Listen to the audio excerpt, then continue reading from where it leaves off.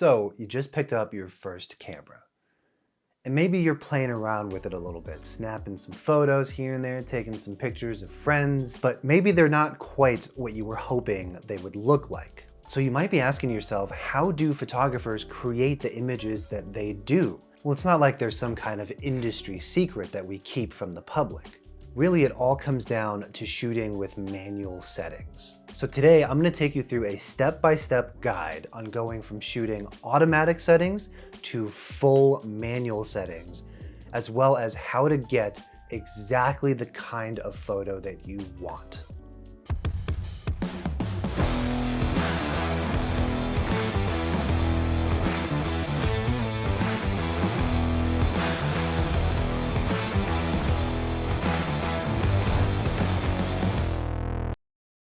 So first of all, why should we shoot in manual settings? After all, modern cameras do a pretty good job of getting the right exposure, of getting the right focus, of getting us a usable image.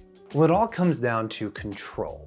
See, with manual settings, you can control all aspects of what makes an exposure. In auto settings, the camera is only going to prioritize getting you the correct brightness. It's not going to utilize the full capabilities of your camera to create things like bokeh or background separation, or even intentionally over or under exposing an image. So this means that you're going to be limited by whatever the camera decides for you.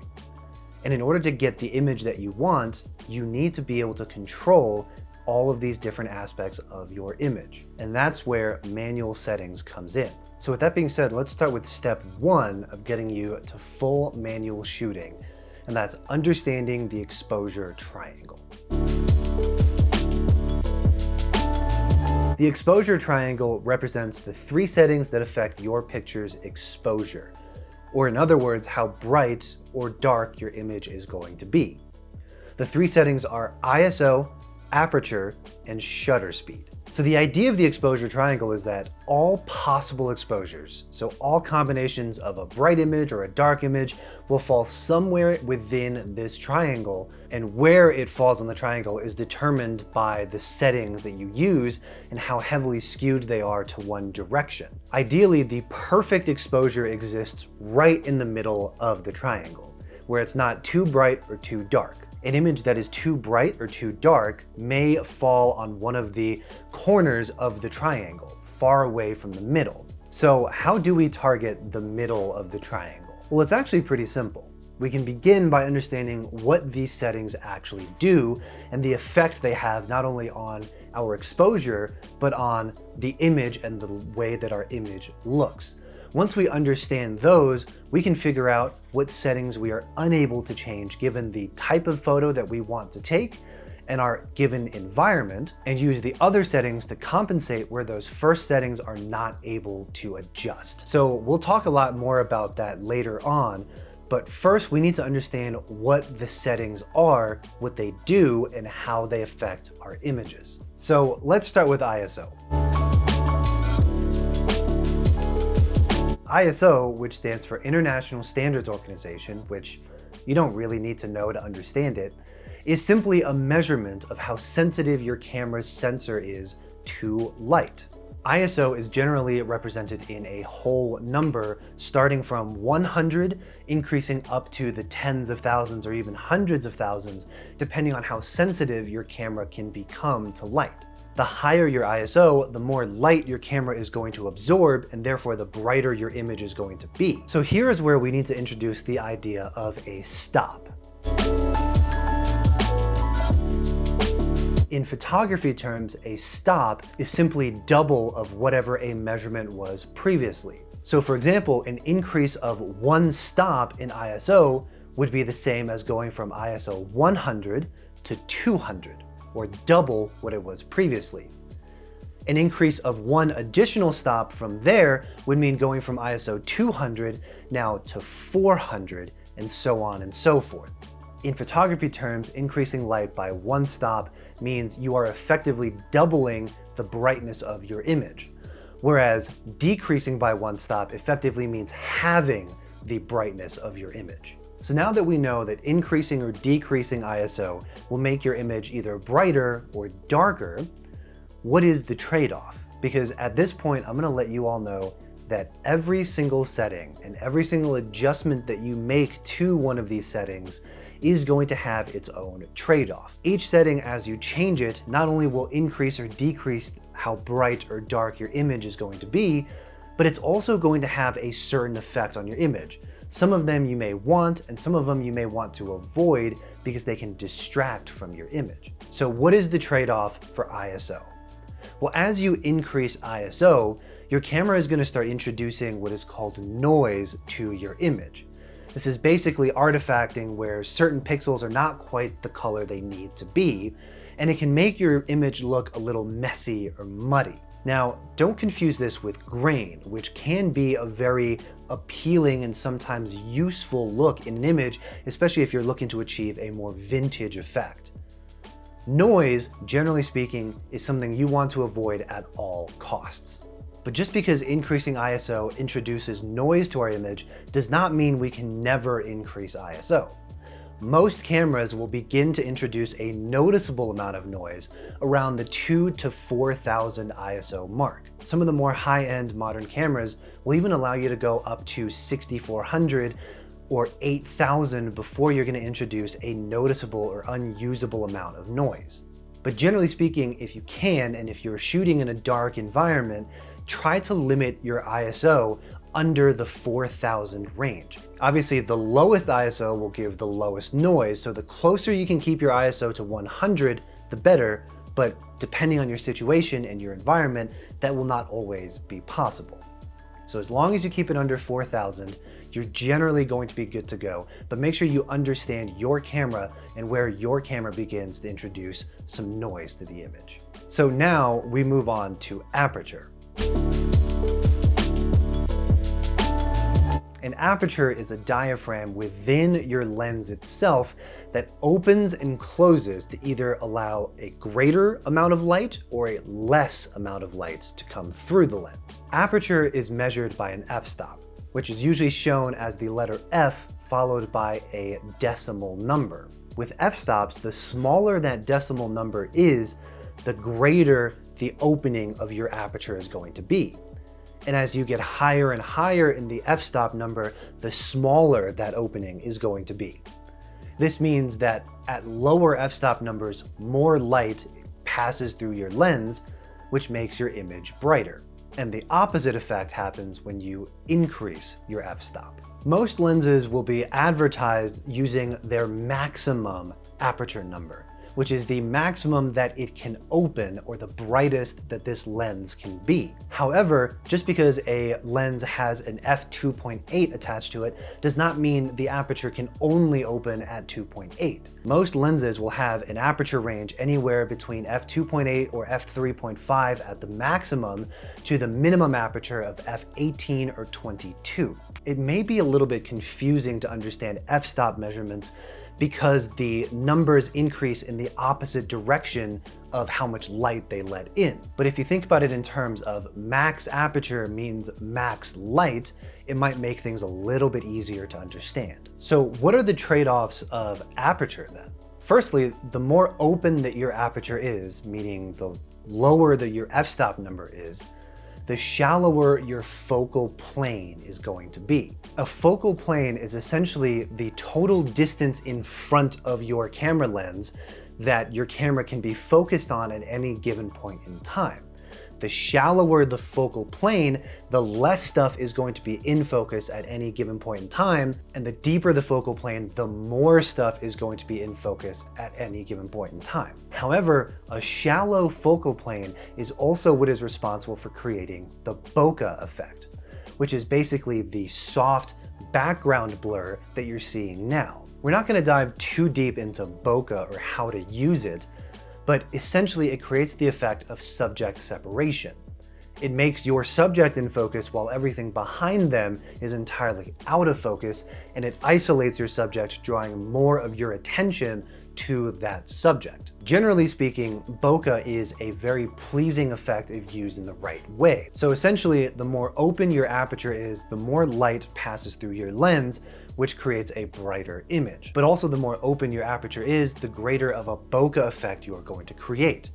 That does also mean less of your image is going to be in focus, so if you have a lot of stuff that needs to be in focus, such as a landscape photo, you do not want to shoot wide open. So let's talk about that final element, the shutter speed. A shutter is a mechanism within your camera that opens and closes to allow light to actually hit your sensor. When a shutter is closed, no light reaches your sensor and no image is taken. Whereas when it opens, light is allowed to hit your sensor, and that is when you actually take a photo. The longer that a shutter stays open, the more light passes through into the sensor, and therefore the brighter your image is going to be. Shutter speed is measured usually in a fraction of a second, and only in very specific circumstances it could be measured in whole seconds. But for most photos that you're going to take, your shutter speed is going to be in a fraction of a second. The fractions will always be represented with a 1 over another number. For example, 1 over 200 means 1/200th of a second. And if we go and relive our elementary school math classes for a little while, you might remember that the greater your denominator is, the smaller your number actually will be. Which means when we're talking about shutter speed, the greater your denominator is, the faster that your shutter speed opens and then subsequently closes. This means that less light gets let into the sensor, which means you get a darker image. Now, the slower the shutter speed, or the smaller your denominator is, the brighter your image will be. So what is the trade-off for shutter speed? The trade-off is this thing called motion blur. If you are photographing a subject that is in motion or that is moving, your shutter speed is going to open and close in a fraction of a second, and it's going to capture the movement of that image. And it's usually going to be shown as kind of a blurry streak. So let's say your subject is going from point A to point B, and it's going at this pace. If your shutter speed is really, really fast, it may open and close when your subject is able to move this far. But a slower shutter speed might keep that shutter open until your subject reaches the very end. So the slower your shutter speed, the more blur you're going to capture, which can be a really useful effect if you are in fact shooting something in motion. But while slower shutter speed does allow more motion blur and does allow more light into your image, a shutter speed that is too slow or not really right for the scenario that you're shooting might cause your image to simply look blurry. So therefore, if you are shooting a non-moving subject using a very low shutter speed and you're a little bit shaky, that shake is going to be translated into your image and it's going to cause a blur that is not the type of blur that you want. Motion blur can be a very tricky thing to master, and it often requires tracking a subject with your camera or following it as it moves. So generally speaking, if you are not intentionally trying to capture motion blur,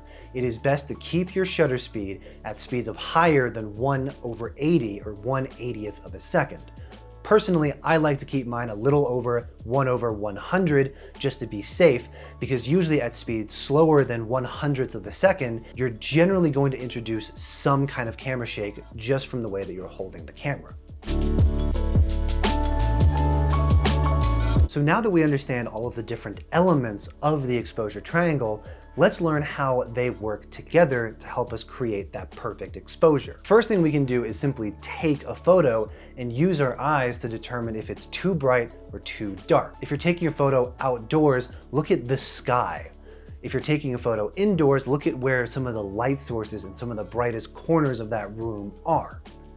If an image is too bright, what you might get is an effect that we call being blown out, where the bright areas are so bright that you actually start to lose detail and lose some of that information of what is actually there in the image. Now, if your image is too dark, you could look for the areas of shadow or the darker areas in the scene in front of you and see if your photo accurately captured them. If there are areas in your photo that seem so dark that the detail there is suddenly missing and you can no longer see what you can see there with your eyes, that lets you know you need to add a little bit more light into your image. So let's say we take a photo and the image is too bright.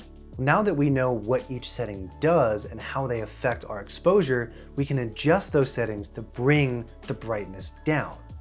For example, we can lower the ISO. But what if we're at the lowest that the ISO can go? What if we lower the ISO to 100 and the picture is still a little too bright? Well, that's where we simply use the other elements of our exposure triangle to bring that exposure down.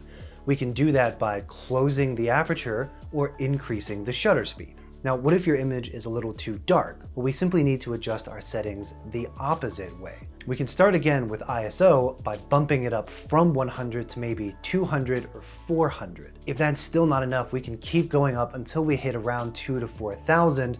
But again, we want to keep it below those higher numbers to give us the cleanest image possible. So if we go all the way up to 2000 ISO and it's still a little too dark, we can look at our other settings to compensate for that. Can we open up the aperture more? Now, if we're maxed out on aperture and it's still too dark wherever we're shooting, then maybe we need to start lowering the shutter speed. Generally speaking, in most shooting conditions, an adjustment of those settings will be able to get you that perfectly exposed image. And if you're maxed out on one, or if you cannot change one of those settings because you're looking for a certain effect, you simply need to compensate by adjusting the other settings a little bit more. So up until now, we've only been talking about how to get that perfect exposure or get the right brightness of our image. But we haven't really talked about getting the effects that we want. At this point, you already know what effect each setting creates. So for example, if you want subject separation and you want to create a bokeh effect, you simply need to open your aperture as wide as you're comfortable with, or as wide as the situation will allow. And by keeping that setting intentionally at a fixed point, you can use the other settings to overcompensate. For example, lowering the ISO then all the way to the bottom so that you get less light sensitivity, and then increasing your shutter speed to maybe 1/200 or 1/400, maybe 1 over a couple thousand if you're in a really bright situation. The same applies for motion blur. You simply need to set your shutter speed at a fixed setting that gives you the amount of blur that you want.